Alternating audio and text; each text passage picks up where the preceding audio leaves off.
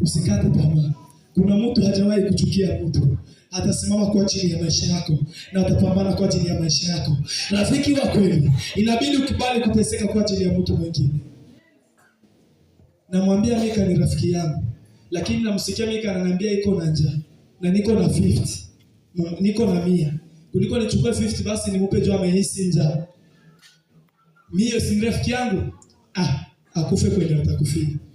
Kwani alizaliwa mtumbo ya mama yangu. Haleluya.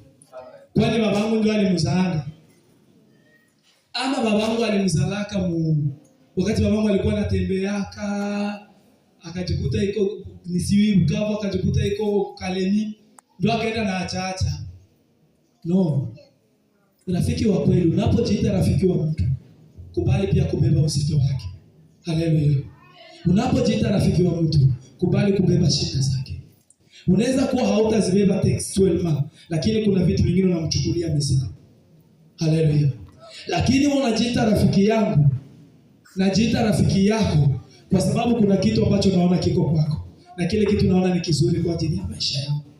Na kile kitu kinapopotea, nami napotea ndani ya macho yako. Ujaribu kuangalia marafiki. Haleluya. Kuna mtu ni rafiki kabisa wakati wa shida zake. Lakini wakati ya shida yako, rafiki anafanya nini? Anapotea.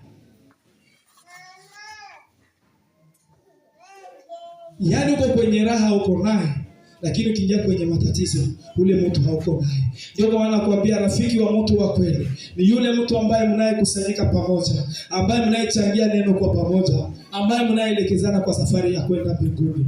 Uliye mahali hapa siku ya leo, kaa ukijua hakuna rafiki mwingine